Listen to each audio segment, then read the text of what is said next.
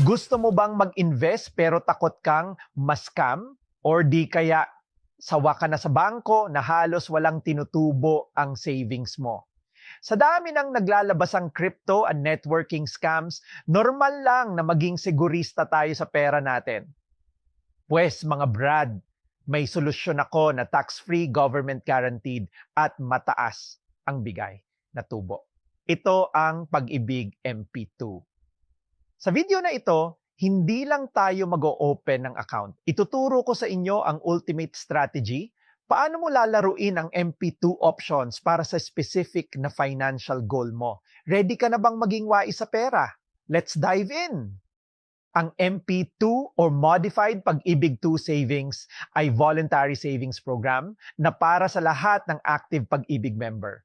Kahit employee ka, freelancer, OFW o may-ari ng maliit na negosyo, pwede ka. 3 rason kung bakit ito ang pinaka-safe. 1. Government guaranteed. Ang principal o puhunan mo ay garantisadong ibabalik. 2. High dividends. Historically, ang dividends rate nito ay naglalaro sa 6% to 8%. 3. 100% tax-free. So, walang kaltas ng BIR. Ang tanong, Brad, saan galing ang kita? Ha? Simple lang. Ang perang hinuhulog natin sa MP2, pinapahiram ng Pag-ibig sa mga members na nag-a-avail ng housing loans, kumikita ang Pag-ibig sa interest ng housing loans, at dahil nakiride ka sa pondo nila, sinishare nila sa iyo ang kita through dividends. So, may totoong negosyo, hindi ito magic. Brad, paano ba nagwo-work ang interest sa MP2? Hindi yan tulad ng trabaho mo na kailangan mong mag-punch in araw-araw pero may kinalaman sa oras. Isipin mo, ang pera mo sa MP2 ay isang empleyado na nagtatrabaho para sa iyo. Kung hinulog mo ang 10,000 piso mo noong Enero, magtatrabaho yan sa loob ng 12 buwan. Kaya buong sahod o tubo ang makukuha niya. Pero kung hinulog mo ang 10,000 piso mo noong Disyembre, ilan lang ang service period niya? 1 buwan lang. Kaya lugaw lang ang sahod o tubo na ibibigay niya sa iyo.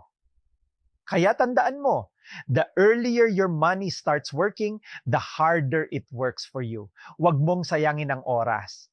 Ito ang sikreto sa MP2, anuman ang strategy na piliin mo. Okay, gets na natin ang employee mindset, pero hindi lang sa hulog magaling ang MP2. Ang sikreto, nasa goal mo. Ituturo ko ang 4 na paraan kung paano mo babaguhin ang MP2 account mo base sa financial dream mo. Goal number 1, the fast millionaire. Compounding strategy. Ito ang default, and ito ang pinakamalakas. Ang tawag dito, compounding. How it works? Sa pag-o-open mo ng account, piliin mo ang option na compounded savings. Ibig sabihin, ang dividends o tubo mo ngayong taon ay idadagdag sa puhunan mo next year. Pera mo ang magpaparami ng pera mo. This is best for down payment sa bahay, pang-college ng anak o kapital para sa negosyo in 5 years, maximum growth ang habol mo dito. Goal number 2, the annual cash king, the dividend payout strategy. Gusto mo bang may extra pamasko o pang-travel every year? Pwede yan. How it works? Sa pag-o-open ng account, piliin mo ang option na annual payout. Ibig sabihin, bawat taon, ang Pag-ibig na ang magde-deposit ng kinita mo sa bank account mo. This is best for pambayad sa annual fees, HOA insurance, pangregalo o pang-vacation trip. Cash flow every year habang buo pa rin ang principal mo pagkatapos ng 5 taon. Goal number 3, the ultimate retirement fund, the rollover strategy. Para naman sa mga long-termers natin, kung retirement fund ang hanap mo, ito ang pinaka-wais. How it works? Pagdating ng year 5, i-withdraw mo ang buong principal at dividends. Then, i-reinvest mo ulit o i-roll over mo agad-agad sa isang bagong MP2 account.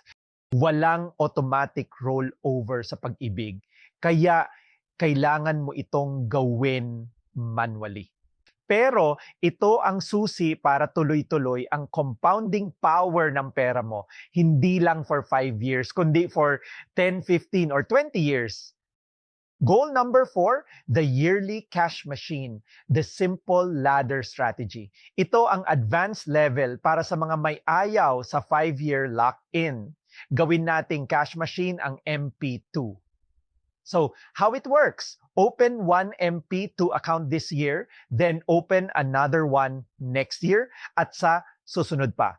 Kailangan mo lang mag-open ng isang account taon-taon for 5 years. Ang hack. Kailangan mo lang maging consistent sa paghulog sa bawat account. At ang benefit naman nito ay, pagdating ng year 5, magsisimula na ang continuous cash flow mo dahil may magmamature na account every year. Ay hindi mo na mararamdaman ang lock-in. Ayan, 4 na power goals na yan. Pero I'm sure, marami pa kayong alam na sikreto, mga Brad. Kaya ang tanong ko, sa 4 na strategy na ito, alin ang gagamitin mo? Or meron ka bang sariling Brady hack na alam mo na makakatulong sa iba? I-comment mo sa baba, dali. Tulungan nating yumama ng buong tropa. Hindi tayo pwedeng maging Brady kung hindi natin pag-uusapan ang risk. Ang pinakamalaking downside, liquidity. Ang pera mo ay nakalock sa loob ng 5 taon. Kaya ang rule number 1 ni Investing Brady, huwag mong ilagay ang emergency fund mo dito. Bawal na bawal. Brad, what if kailanganin ko? Pwede bang withdrawin? Pwede, pero may penalty. Kung emergency, disability, death, OFW repatriation, makukuha mo ang buong principal at dividends. Kung change of mind lang, makukuha mo ang principal, pero ang dividends, kalahati lang ang ibibigay sa iyo, 50% penalty. Sayang ang kita. Kaya planuhin mo ang MP2 funds mo for long-term goals. Gaya ng retirement, down payment, o pang-college ng anak. Kita naman sa math, di ba? Mas matalino mag-MP2 kaysa magtago lang ng pera sa bangko. Ito ang pinaka-safe na training ground mo. Kaya wag nang kabahan. Accept the Brady Challenge.